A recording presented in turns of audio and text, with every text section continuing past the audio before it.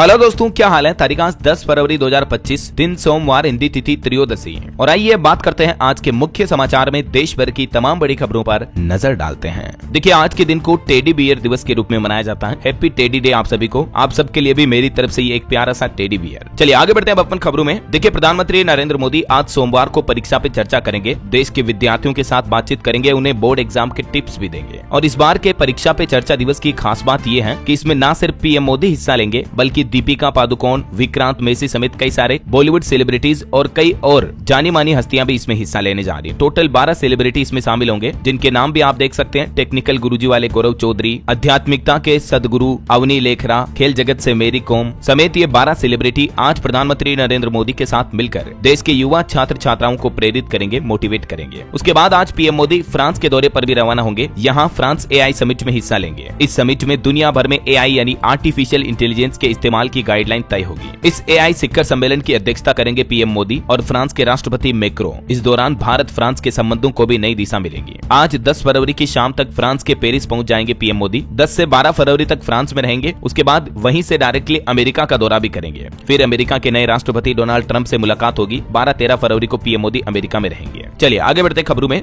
देखिए, महंगाई पर एक बड़ी खबर आ रही। आम लोगों को झटका लग सकता है। बिस्किट से लेकर फोन टेरिफ यानी मोबाइल फोन के रिचार्ज प्लान तक महंगे हो सकते हैं, क्योंकि बजट के बाद अब कंपनियों की तरफ से इस तरह के संकेत भी मिल रहे हैं। कंपनियों का कहना है कि कीमतें बढ़ाना जरूरी है। वहीं खेल जगत से बड़ी अच्छी खबर आ रही है। भारतीय पारंपरिक खेलों को भी अब नई पहचान मिलेगी। साल 2036 तक ओलंपिक में शामिल होंगे भारत के कबड्डी, खो खो और योगा वगैरह भी। सरकार ने ये भी प्लान बनाया है। चलिए खबर है, देश के रेल मंत्री अश्विनी वैष्णव ने बड़ी सौगात दी है। उत्तर प्रदेश गोरखपुर से बिहार पटना तक चलेगी नई वंदे भारत ट्रेन। और यहाँ आरओबी का उद्घाटन भी किया रेलवे मंत्री ने। आरओबी यानी रेलवे ओवरब्रिज का लगभग 100 करोड़ की लागत से बेतिया में छावनी ओवरब्रिज का रेल मंत्री ने ये लोकार्पण किया। और गोरखपुर पटना के बीच अगले 3-4 महीनों में ये वंदे भारत ट्रेन सेवा भी शुरू हो जाएगी, है ना। चलिए अगला अपडेट देखिए। श्रद्धा वालकर के पिता की हार्ट अटैक से हुई मौत। बेटी का अंतिम संस्कार भी नहीं कर पाए, क्योंकि केस के चलते उन्हें अस्थियां भी नहीं मिली थी। लगभग 3 साल पुराना ये मामला है। आपको याद होगा 2022 18 मई का दिन था। श्रद्धा वालकर नाम की लड़की की उसके लिव इन पार्टनर आफ्ताब ने जान ले ली थी। बड़ी ही बेरहम तरीके से उसके शरीर के भी टुकड़े टुकड़े कर दिए थे। ये सीसीटीवी वीडियो भी वायरल हुआ था और अभी भी पुलिस हिरासत में है ये आफ्ताब। केस चल रहा है। लेकिन बड़े दुख की बात है कि श्रद्धा वालकर के पिता का निधन हो गया है। वैसे हार्ट अटैक आजकल बहुत ज्यादा लोगों को आ रहे। देखिए, मध्य प्रदेश का भी बीते दिन का मामला। शादी में डांस करते समय अचानक हार्ट अटैक आया और स्टेज से गिरी युवती और मौत हो गई। ये डांस करते हुए वीडियो फुटेज भी आप देख सकते हैं। कितनी जवान लड़की, नाम है परिणीता जैन। इतनी हष्ट पुष्ट और स्वस्थ है, ना ही ज्यादा मोटी है। उसके बावजूद देखिए आप, अचानक हार्ट अटैक आता है और मिनटों में नहीं बल्कि कुछ ही सेकंडों में जान चली गई। मध्य प्रदेश इंदौर की रहने वाली थी ये युवती। चलिए बड़ी खबर आ रही है। मणिपुर राज्य में बढ़ती हिंसा के बीच अब मणिपुर के मुख्यमंत्री एन बीरेन सिंह ने इस्तीफा दे दिया है। दिल्ली में उन्होंने गृह मंत्री अमित शाह से मुलाकात की और उसके बाद ये फैसला लिया। आपको पता होगा मणिपुर राज्य में पिछले 21 महीनों से हिंसा जारी है। 2 साल होने को हो गए। अब तक इन महीनों में मणिपुर में 200 से ज्यादा मौतें हुई। हजारों लोग बेघर हो गए। और उसके बाद आखिरकार मणिपुर के मुख्यमंत्री बीरेन सिंह ने हार मानकर इस्तीफा दे दिया है। कांग्रेस बोली कि सब कुछ बर्बाद हो जाने के बाद इस्तीफा दिया। चलिए अगली खबर देखिए। साल 2030 तक 103 अरब डॉलर तक पहुंचेगा भारत का सेमीकंडक्टर बाजार। पीएलआई योजना से इसको बढ़ावा मिलेगा। भारत में सेमीकंडक्टर मार्केट तेजी से ग्रोथ कर रहा है और अब केंद्र सरकार जो पीएलआई यानी प्रोडक्शन लिंक्ड इंसेंटिव स्कीम ला रही है, इससे इस मार्केट को और ज्यादा बूस्टअप मिलेगा। वहीं और दूसरे क्षेत्रों में भी एफडीआई यानी फॉरेन डायरेक्ट इन्वेस्टमेंट यानी विदेशी निवेश को बढ़ाने के लिए भी सरकार कुछ नए बदलाव कर रही है। सरकार का प्लान है कुछ क्षेत्रों में नए नियमों के जरिए और ढील दे सकती है कंपनियों को, ताकि ज्यादा से ज्यादा विदेशी निवेश भारत में आ सके। एक सरकारी अधिकारी ने ये ऑफिशियल जानकारी भी शेयर की, देख सकते हैं आप। चलिए बड़ी खबर देखिए। छत्तीसगढ़ के बीजापुर में 31 नक्सली ढेर हुए। हमारे 2 जवान भी शहीद हो गए। एक बार फिर से नक्सलियों और जवानों के बीच ये मुठभेड़ हुई। 31 नक्सलियों की तो डेड बॉडी रिकवर हो चुकी है। 2 जवान शहीद हुए, 2 जवान घायल भी हो गए। बीजापुर में इंद्रावती नेशनल पार्क एरिया में ये एनकाउंटर हुआ। इसी साल 2025 में हुई कुछ बड़ी नक्सल घटनाओं की जानकारी भी आप देख सकते हैं। गृह मंत्री अमित शाह का कहना है कि साल 2026 तक नक्सलवाद को पूरी तरह से खत्म करने का संकल्प ले लिया है। वो बोले कि अब किसी भी भारतीय की जान नक्सलियों की वजह से नहीं जाएगी। चलिए खबर है, देश के रक्षा मंत्री राजनाथ सिंह कल 11 फरवरी को इन्वेस्ट कर्नाटक 2025 समिट का उद्घाटन करेंगे। 10 लाख करोड़ रुपए के निवेश की उम्मीद है। ये आयोजन 11 से शुरू होगा जो 14 फरवरी तक चलेगा। इसका उद्देश्य है कर्नाटक राज्य में बड़े पैमाने पर निवेश और औद्योगिक विकास को बढ़ावा देना है। वैसे कर्नाटक के बंगलुरु में एरो इंडिया शो का आगाज भी आज से शुरू होने जा रहा है। पहली बार इस शो में रूसी और अमेरिकी 5th जनरेशन फाइटर जेट भी शामिल होंगे। ये जो रक्षा मंत्रियों का सम्मेलन होगा, 26 देशों के रक्षा मंत्री इसमें शामिल होंगे। रक्षा मंत्री राजनाथ सिंह का कहना है कि आज से शुरू होने जा जा रहा है ये बंगलुरु में 5 दिन का एरो इंडिया शो।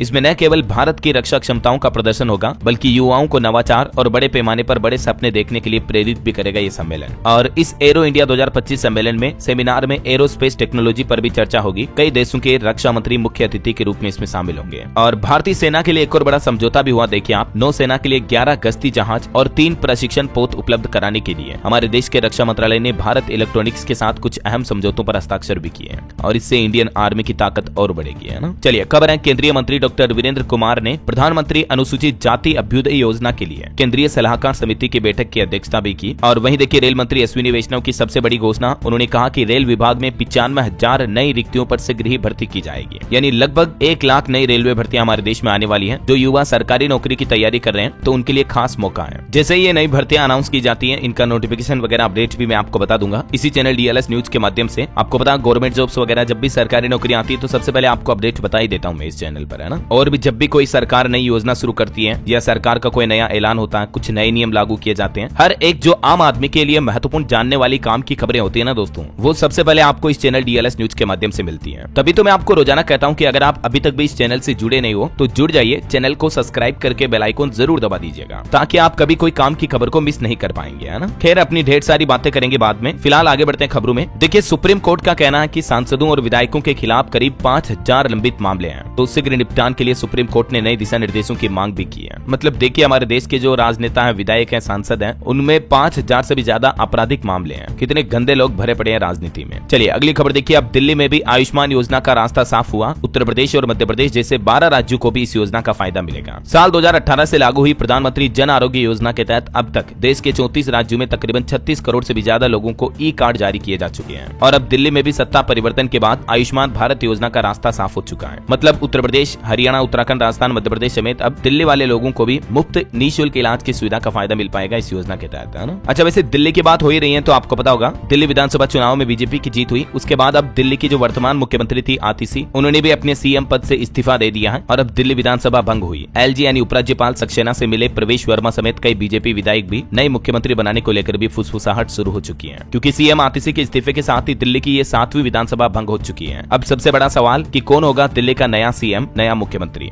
तो इस मुद्दे को लेकर दिल्ली में भाजपा विधायकों की बैठक भी हुई। बैठक के बाद पहले तो प्रवेश वर्मा और फिर मनजिंदर सिरसा JP नड्डा से मिलने उनके घर पहुंचे, जो कि बीजेपी के राष्ट्रीय अध्यक्ष भी हैं। तो कहीं न कहीं राजनीति में चर्चा चल रही है दिल्ली के नए मुख्यमंत्री के नाम को लेकर। तो ऐसे में दोस्तों, प्रवेश वर्मा या विजेंद्र गुप्ता या कौन बनेगा दिल्ली का नया सीएम? बीजेपी में कई सारे नामों को लेकर चर्चा जरूर चल रही है, लेकिन अभी तक भारतीय जनता पार्टी ने ये क्लियर नहीं किया है कि दिल्ली का नया सीएम कौन बनने जा रहा है। खबर है कि पीएम मोदी अमेरिका से जब वापस आएंगे तो उसके बाद ही मुख्यमंत्री का फाइनल डिसीजन लिया जाएगा। हालांकि कुछ ऐसे नाम है जिन पर संभावनाएं जताई जा रही है। उन नामों के बारे में कल ही मैंने आपको एक वीडियो में बताया भी था कि कौन बनेगा दिल्ली का नया मुख्यमंत्री सीएम आतिशी के इस्तीफे के बाद। अगर आप पॉलिटिक्स में रुचि रखते हैं तो आप ये वीडियो देख लीजिएगा, ठीक है ना। और वही दोस्तों, दिल्ली में विधानसभा चुनाव के बाद अब एक बार फिर से बजेगा चुनावी बिगुल। कई सारे एरिया के लोगों को मतदान करने जाना होगा। चांदनी चौक से लेकर जीके तक इस लिस्ट में शामिल है। दरअसल दिल्ली के जो ये सभी एरिया हैं, यहाँ पर अब फिर से उपचुनाव होंगे, क्योंकि अभी MCD के 11 वार्डों के जो पार्षद थे वो विधायक बन चुके हैं और एक पहले से ही सांसद बन चुकी थी। तो अब ये लगभग 12 पोस्ट खाली हो जाएंगे, तो इन पर उपचुनाव होंगे। उपचुनाव कराने के लिए राज्य चुनाव आयोग जल्द ही तैयारी भी शुरू करेगा, है ना। और दिल्ली के LG VK सक्सेना ने एक और नया आदेश भी जारी किया। कहा कि दिल्ली सचिवालय से फाइल और दस्तावेज बाहर नहीं ले जा सकते हैं जब तक कि दिल्ली में नई सरकार का गठन नहीं हो जाता है। ऐसा चलिए खबर देखिए। रेबीज पीड़ित लोगों को इच्छा मृत्यु का अधिकार मिलेगा या नहीं, इस मुद्दे को लेकर भी आज सोमवार को सुप्रीम कोर्ट में सुनवाई होगी। शीर्ष अदालत इस मामले पर फैसला सुनाएगी। और वहीं महाकुंभ से बड़ी खबर देखिए दोस्तों। प्रयागराज के महाकुंभ में अभी महाजाम लग रहा है। संगम रेलवे स्टेशन 14 फरवरी तक बंद कर दिया गया है, क्योंकि प्रयागराज के रास्तों पर 25-25 किलोमीटर तक गाड़ियों का जाम लगा हुआ है। कई सारे लाखों लोग 10-12 घंटे से फंसे हुए हैं। ये तस्वीरें देखकर आप खुद अंदाजा लगा सकते हैं कि गाड़ियां कितनी फंसी हुई हैं रोडों पर, सड़कों पर। आगे बढ़ने के लिए जगह ही नहीं है। बीते एक दिन से महाकुंभ में भारी भीड़ हो रही है। यहाँ तक कि महाकुंभ प्रयागराज, वाराणसी और नैनी से आने वाली सड़कों पर भी 4-4 किलोमीटर तक जाम लगा है। ट्रैफिक व्यवस्थाएं ध्वस्त हुई तो अब सड़कों पर गाड़ियां पैदल छोड़कर ही निकल जा रहे हैं लोग बाग। 2 पाटून पुल और खोले गए। मध्य प्रदेश से प्रयागराज जाने वाले रास्तों पर भी देख सकते हैं आप कितना ट्रैफिक जाम हो रहा है। रीवा, प्रयागराज, जबलपुर, सिहोरा मार्ग पर भी 10 किलोमीटर तक लंबा जाम लगा हुआ है। महाकुंभ आ जा रहे 5000 से ज्यादा वाहन फंसे हुए हैं। सतना में भी गाड़ियों को रोका गया। वहीं महाकुंभ से खबर है दोस्तों, देश की राष्ट्रपति द्रौपदी मुर्मू भी आज प्रयागराज महाकुंभ का दौरा करेगी। यहाँ संगम में डुबकी लगाएगी। लगभग प्रयागराज में आज सोमवार को 8 घंटे से ज्यादा रुकेंगी राष्ट्रपति। और वहीं महाकुंभ में जो मौनी अमावस्या पर भगदड़ हुई थी, इस मामले पर अब प्रयागराज हाईकोर्ट में एक जनहित याचिका लगाई गई। लापता लोगों का विवरण जमा करने और न्यायिक एक निगरानी समिति गठित करने की मांग की गई इस याचिका में। देखते हैं हाईकोर्ट की तरफ से अब इस पर क्या फैसला सुनाया जाता है। और दोस्तों अभी प्रयागराज महाकुंभ में बढ़ती भीड़ के चलते देखिए आप अयोध्या राम मंदिर में भी श्रद्धालुओं का रेला बढ़ रहा है। सड़कों पर 10,000 वाहन, गलत पार्किंग और बैरियर से लोग बाग बेहाल है। अयोध्या सीमा पर भी लगभग 9 घंटे तक जाम में फंसे रहे श्रद्धालु चाय पानी तक के लिए तरस गए। जब लोगों ने प्रदर्शन किया तब जाकर प्रशासन की नींद खुली। और भक्तों की बढ़ती भीड़ को देखते हुए अयोध्या राम मंदिर में रामलला के दर्शन का समय भी बदला गया। अब 1 घंटा पहले खुलेंगे मंदिर के कपाट। जहां मंदिर सुबह 7 बजे खुलता था अब 6 बजे ही खुल रहा है, जो कि फिर रात 10 बजे तक खुला रहेगा। राम मंदिर ट्रस्ट की तरफ से ये नए समय की जानकारी दी गई। चलिए अगली खबर देखिए। वायुसेना और सेना प्रमुख ने तेजस विमान में उड़ान भरी। ये पहली बार रहा जब देश के 2 सेना प्रमुख एक साथ फाइटर जेट में बैठे। जनरल द्विवेदी बोले कि सबसे अच्छा पल रहा। बहरहाल अभी तो कुछ और महत्वपूर्ण और काम की खबरें देखेंगे दोस्तों अपन, लेकिन फिलहाल वक्त तो चला है आज के ताजा मौसम समाचार जानने का। तो देखिए एक तो मौसम विभाग का कहना कि इस साल 2025 की जो जनवरी निकली, मतलब बीता महीना जनवरी का, वो इतिहास में तीसरी बार सबसे गर्म महीना रहा। और इस साल सर्दियां जल्दी खत्म होगी, बस 20 दिन बाद ही गर्मी शुरू हो जाएगी। बसंत महीना छोटा हुआ, पहाड़ों पर बर्फबारी भी 80% तक कम हुई। कहीं न कहीं क्लाइमेट चेंज यानी जलवायु परिवर्तन के चलते हमारे देश में भी सर्दी का असर अब कम होने लगा। न सिर्फ भारत में बल्कि दुनिया भर में गर्मी बढ़ने लगी है और इस साल तो गर्मी जल्दी शुरू हो जाएगी। मौसम विभाग की तरफ से ये चेतावनी भी दी गई। और कुछ राज्यों की अपडेट देखिए दोस्तों। उत्तर प्रदेश में अभी 20 से 25 किलोमीटर की रफ्तार से हवाएं चल रही है। यूपी में भी 18 साल में सबसे गर्म महीना रहा ये फरवरी का महीना जो अभी चल रहा है। वहीं खबर है हिमाचल प्रदेश में ऊंचाई वाले क्षेत्रों में अभी बारिश और बर्फबारी का अलर्ट है। मैदानी इलाकों में शीतलहर की भी चेतावनी है। झारखंड के भी 16 जिलों का तापमान 9 डिग्री से नीचे पहुंचा। 5.5 डिग्री के साथ चतरा सबसे ठंडा जिला रहा। और भी अगले 24 घंटों के दौरान मौसम की कुछ संभावित गतिविधियां क्या रह सकती हैं। कुछ अलग अलग राज्यों में कुछ जगहों पर बारिश की भी संभावना है, जैसे पूर्वी असम, अरुणाचल प्रदेश वगैरह में हल्के मध्यम बारिश हो सकती है ना। ओके, और चलिए मौसम के बाद कुछ मार्केट अपडेट्स देख लेते हैं। देखिए आज शेयर बाजार खुलने जा रहा है और इस सप्ताह शेयर बाजार में तेजी का अनुमान है। रिटेल महंगाई से लेकर दिल्ली में नई सरकार बनने जैसे 5 फैक्टर्स बाजार की चाल तय करेंगे, तो शेयर बाजार में इस महीने तेजी रह सकती है। और देखिए बजट के बाद भी भारत की टॉप 10 कंपनियों में से 6 की मार्केट वैल्यू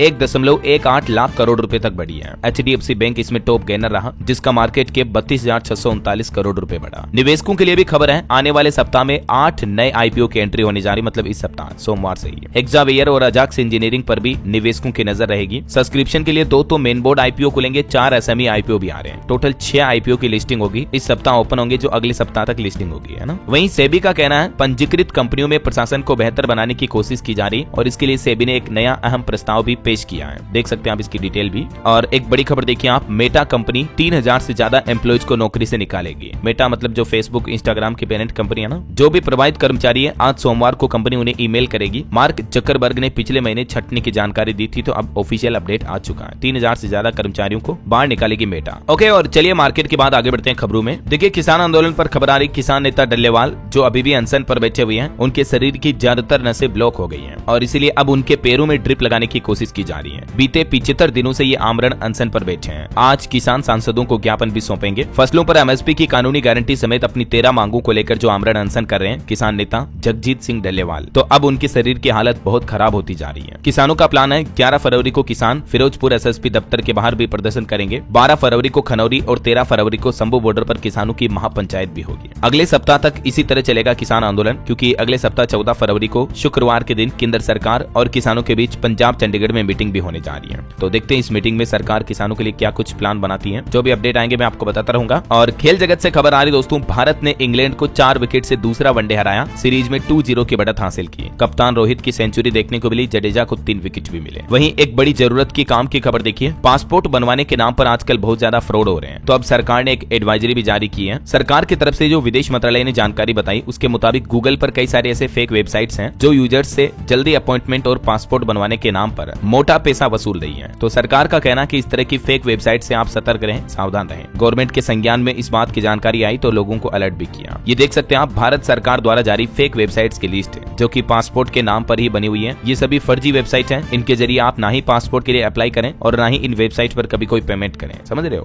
वरना उल्टी आपकी बैंक डिटेल लीक हो सकती है और आपके साथ धोखाधड़ी हो सकती है। उल्टा मतलब आपके बैंक खाते से पैसे कट सकते हैं। तो ऐसे में अब आपके मन में सवाल आ रहा होगा कि भारत सरकार की ऑफिशियल पासपोर्ट की वेबसाइट कौन सी है ना। तो ये गवर्नमेंट का ऑफिशियल पोर्टल है passportindia.gov.in, ठीक है ना। अगर आप ऑनलाइन पासपोर्ट के लिए अप्लाई कर रहे हैं तो सिर्फ इसी पोर्टल के जरिए करें। बाकी अगर आप पासपोर्ट बनवाते हो तो इसके लिए क्या जरूरी डॉक्यूमेंट चाहिए होते हैं, इस बाबत जानकारी भी आप देख सकते हैं स्क्रीन पर। फिर भी अगर आपके साथ इस तरह का कोई साइबर फ्रॉड हो जाता है तो आप 1930 नंबर पर रिपोर्ट करें, शिकायत दर्ज कराएं। ओके, और चलिए किसान भाई लोगों के लिए बड़ी अच्छी खबर आ रही है। मध्य प्रदेश के किसान बनेंगे कोलोनाइजर, टाउनशिप डेवलप कर सकेंगे सकेंगे, एग्रीमेंट और रेरा की इजाजत की जरूरत भी नहीं होगी। जल्द ही मध्य प्रदेश सरकार कैबिनेट बैठक में ये किसानों के लिए नई पॉलिसी लेकर आ रही है। वहीं मध्य प्रदेश के मुख्यमंत्री डॉक्टर मोहन यादव का कहना है कि GIS यानी global investor summit Madhya Pradesh के स्टार्टअप्स को नई उड़ान देगा, युवा उद्यमियों को लाभ मिलेगा। इसी महीने 24 और 25 फरवरी को मध्य प्रदेश के भोपाल में ये ग्लोबल इन्वेस्टर समिट का आयोजन होने जा रहा है और इस समिट में दुनिया के कई देशों के उद्यमी और निवेशक शामिल होंगे जो कि MP राज्य के अलग अलग क्षेत्र में निवेश करेंगे, है ना। और अच्छी बात तो ये देखिए, इन्वेस्टर समिट से पहले ही मध्य प्रदेश में 2.25 लाख करोड़ रुपए से भी ज्यादा का निवेश तो आ चुका है। ब्रिटेन और जर्मनी से MP गवर्नमेंट को कुछ कमिटमेंट भी मिले हैं, तो ये भी मध्य प्रदेश के डेवलपमेंट और विकास के लिए भी अच्छी बात है। और इतना अच्छा निवेश आएगा तो MP में युवाओं को रोजगार भी मिल पाएगा अलग अलग प्राइवेट सेक्टर में, है ना। चलिए अगली बड़ी खबर आ रही दोस्तों की जम्मू कश्मीर में प्राइवेट अस्पतालों में अब नहीं होगा मुफ्त इलाज। आयुष्मान भारत योजना पर निजी अस्पताल संचालकों के और सरकार के बीच तकरार हो रहा है और अब प्राइवेट हॉस्पिटल के जो संचालक हैं उन्होंने जम्मू कश्मीर के मुख्यमंत्री उमर अब्दुल्ला को एक पत्र भी लिखा है। इस पत्र में उन्होंने जम्मू में आयुष्मान भारत योजना के तहत निजी अस्पतालों में मरीजों का मुफ्त इलाज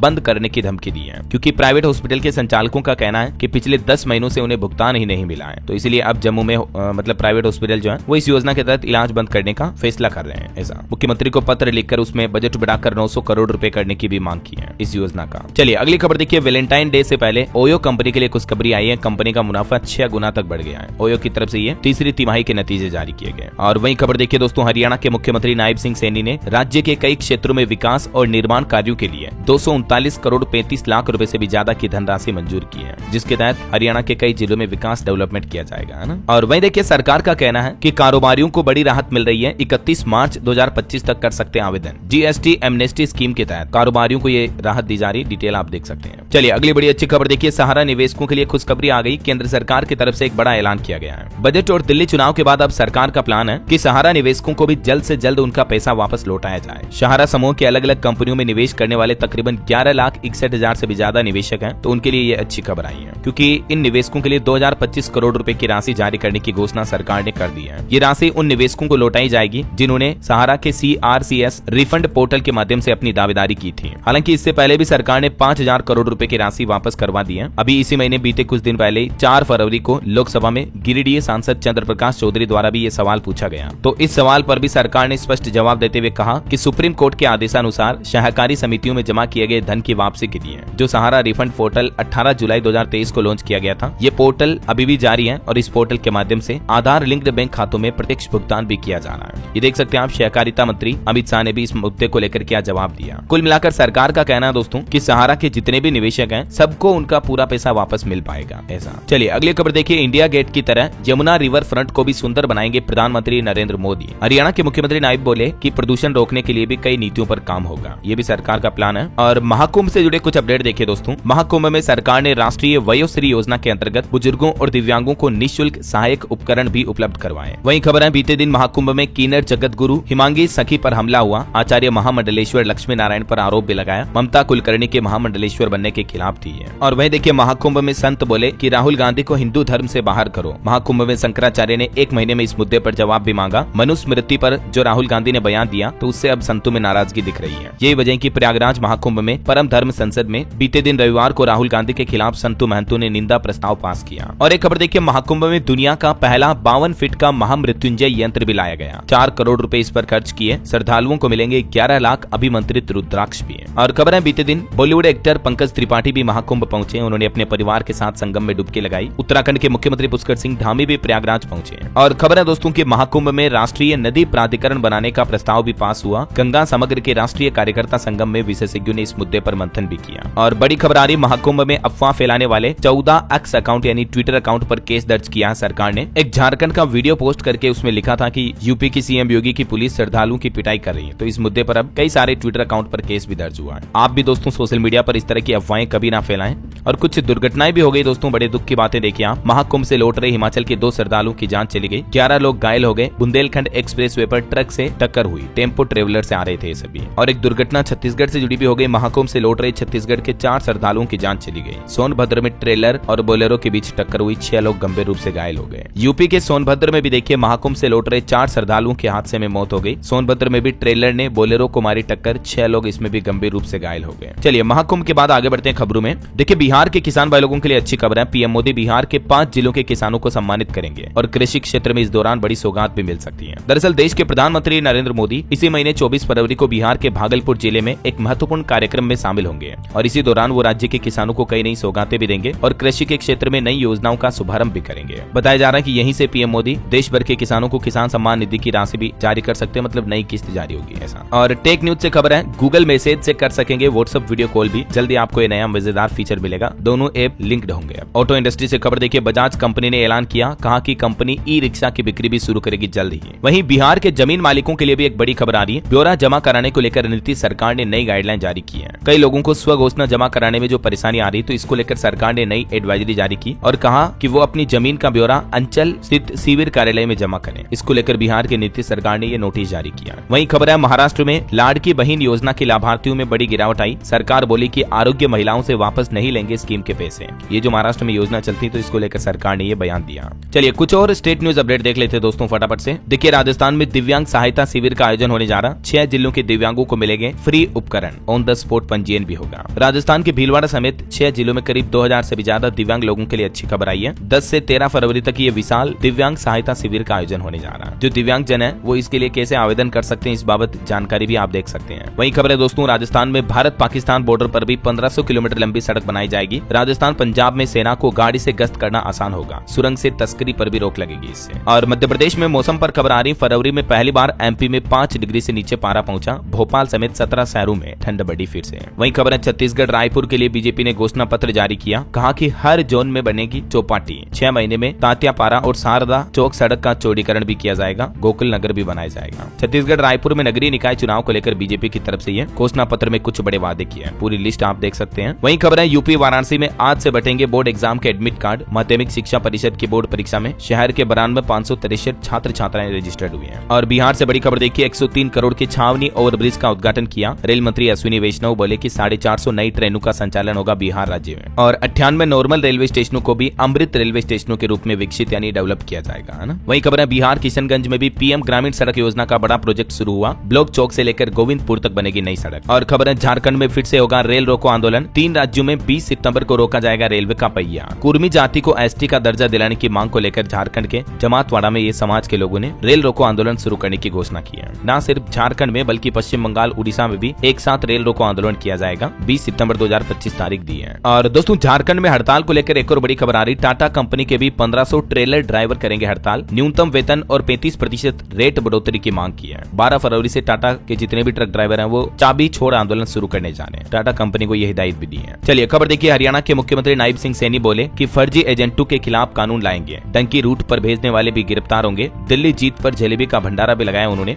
और जो लोग अवैध तरीके से विदेश भेजे जाते हैं एजेंटों के जरिए, तो ऐसे एजेंटों पर सख्त कार्यवाही भी की जाएगी, है ना। वहीं खबर देखिए, पंजाब के सभी जिलों में ओल्ड एज होम स्थापित किए जाएंगे। मंत्री डॉक्टर बलजीत कौर बोले कि 4.25 करोड़ रुपए जारी किए गए इसके लिए। और पंजाब कैबिनेट की आज मीटिंग होने वाली थी, वो भी स्थगित हो गई। अब 13 फरवरी को चंडीगढ़ में होगी बैठक। इससे पहले भी पंजाब सरकार ने तारीख बदली थी, है ना। वहीं खबर है, पंजाब कांग्रेस का फोकस है 2027 विधानसभा चुनाव पर। सभी नेता हलकों में हुए एक्टिव, सरकार को घेरने की स्ट्रेटेजी भी बनाई। और खबर है, केंद्र सरकार के लिस्ट में पंजाब के भी 5 वेटलैंड्स शामिल हुए हैं। छतबीड़ जू में एजुकेशन प्लाजा बनाया जाएगा। 13 वाइल्ड लाइफ सेंचुरी प्लास्टिक मुक्त की जाएगी। सोलर प्लांट भी इंस्टॉल किए जाएंगे। ये केंद्र सरकार का प्लान है ना। और खबर है दोस्तों, पंजाब के हेडमास्टरों के भी 810 पद खाली हैं। कुछ भर्तियों के मामले हाईकोर्ट में भी लंबित हैं। वहीं खबर है, हरियाणा में भी 34 रेलवे स्टेशनों को विकसित किया जाएगा। सांसद किरण चौधरी के सवाल पर रेल मंत्री अश्विनी वैष्णव ने जवाब दिया। और खबर देखिए, बिहार को मिली 2 और एक्सप्रेसवे की सौगात। 3 राज्यों से कनेक्टिविटी बढ़ेगी। खबर है, 2 और एक्सप्रेसवे पर भी केंद्र सरकार इसी महीने मुहर लगा सकती है बिहार में। और ये 2 नए एक्सप्रेसवे बनने के बाद, जो कि इस रूट पर बनने जा रहे हैं, तो इसके बाद दोस्तों बिहार की झारखंड और उत्तर प्रदेश राज्यों से कनेक्टिविटी और बढ़ेगी, है ना। वैसे झारखंड के रांची में अभी बर्ड फ्लू काफी ज्यादा फैल रहा, तो इसकी दस्तक से प्रशासन में हड़कंप समझ गया। एक महिला कर्मी को आइसोलेशन में रखा गया। जांच के लिए सैंपल भी भेजे गए। ओके, और चलिए दोस्तों कुछ एजुकेशनल खबरें देख लेते हैं। देखिए, नीट यूजी में इस साल कुछ बदलाव किए जा रहे हैं। ऑप्शनल सवाल नहीं पूछे जाएंगे। टाई ब्रेकर क्राइटेरिया भी बदला गया। दूर के सेंटर नहीं चुन सकते हैं कैंडिडेट्स। नीट यूजी 2025 का फॉर्म भरने के लिए क्या क्या डॉक्यूमेंट जरूरी होंगे, इसकी भी जानकारी आप देख सकते हैं। और बाकी नीट एग्जाम में इस बार ये बदलाव होंगे। सरकारी नौकरी पर खबर है दोस्तों, रेलवे में 1856 पदों पर भर्ती निकली है। रिटायर्ड ऑफिसर को भी मौका होगा। इस वैकेंसी में फॉर्म भरने की लास्ट डेट 28 फरवरी 2025 है। इंजीनियर समेत कई अलग अलग पदों पर वैकेंसी निकली हुई है। ये डिवीजन वाइज वैकेंसी की डिटेल भी आप देख सकते हैं। वहीं खबर है, झारखंड बोर्ड की परीक्षाएं 11 फरवरी से शुरू होगी। जैसी बोर्ड की तरफ से नोटिस नोटिस भी जारी किया गया। और दोस्तों यूपी बोर्ड एग्जाम पर भी एक अपडेट आ रहा, कई जिलों के विद्यालयों में अभी प्रयोगात्मक परीक्षाएं यानी प्रैक्टिकल एग्जाम छूट गए हैं, तो अब बोर्ड ने 16 फरवरी तक बढ़ाई परीक्षा की तिथि भी। वहीं खबर है उत्तर प्रदेश में तो आज से शुरू होगी प्रदेश की सबसे बड़ी भर्ती के लिए शारीरिक दक्षता परीक्षा भी। दरअसल यूपी पुलिस सिपाही भर्ती के लिए 10 फरवरी से ही फिजिकल टेस्ट एग्जाम शुरू होने जा रहे हैं और इस बार इसमें कुछ नए नियम भी लागू किए हैं। उत्तर प्रदेश में 12 जगहों पर आज से होगी दौड़ परीक्षा और इस परीक्षा में सेंधमारी रोकने के पुख्ता इंतजाम भी किए गए। एक नए नियम के मुताबिक दौड़ते समय स्टूडेंट छात्र छात्राओं के हाथ पर घड़ी यानी कलाई पर वॉच बांधने की भी मनाही होगी, है ना। वहीं मध्य प्रदेश बोर्ड की तरफ से भी एक नोटिस जारी किया गया जिसके मुताबिक शिक्षक एक दिन में 45 कॉपियों की कर सकेंगे जांच। सभी मूल्यांकन केंद्रों पर सीसीटीवी कैमरे भी लगाए जाएंगे, है ना। ओके, और चलिए कुछ अंतर्राष्ट्रीय न्यूज अपडेट देख लेते हैं। देखिए, कैरेबियन सागर में 7.5 तीव्रता का भूकंप आया, आसपास के इलाकों में सुनामी आने की भी चेतावनी है। वहीं खबर है नॉर्थ कोरियाई तानाशाह किम ने अमेरिका और जापान को चेतावनी दी, कहा कि साउथ कोरिया से इनके सिक्योरिटी अलायंस को खतरा है। और चलिए दोस्तों अंत में आज के राशिफल पर नजर डाल लेते हैं। देखिए, कुंभ राशि के नौकरी पेशा लोगों को मन मुताबिक जिम्मेदारी या प्रमोशन मिल सकता है। कन्या राशि वालों को भी रुका पैसा मिलने के योग है। और भी कुछ अलग अलग राशियों का राशिफल आप देख सकते हैं स्क्रीन पर। और हाँ दोस्तों, आप मुझे कमेंट करके बताइए कि पीएम मोदी आज से किन 2 देशों के विदेश दौरे पर रवाना हो रहे हैं। कमेंट में लिखिए। सही जवाब देने वाले लोगों को रैंडमली सेलेक्ट होने पर DLS न्यूज टीम की तरफ से एक शानदार सरप्राइज गिफ्ट जीतने का मौका मिलेगा। और इसी के साथ ही अगर आपको वीडियो अच्छा लगा तो इसे लाइक करना, शेयर भी करना। DLS न्यूज चैनल को सब्सक्राइब करके बेल आइकन जरूर दबा देना रोजाना ऐसी इन्फॉर्मेटिव जानकारियां देखते रहने के लिए। ओके, ख्याल रखिएगा अपने आप का, अपने परिवार का। मिलेंगे अगले नेक्स्ट अपडेट में, तब तक के लिए जय हिंद, जय भारत, वंदे मातरम।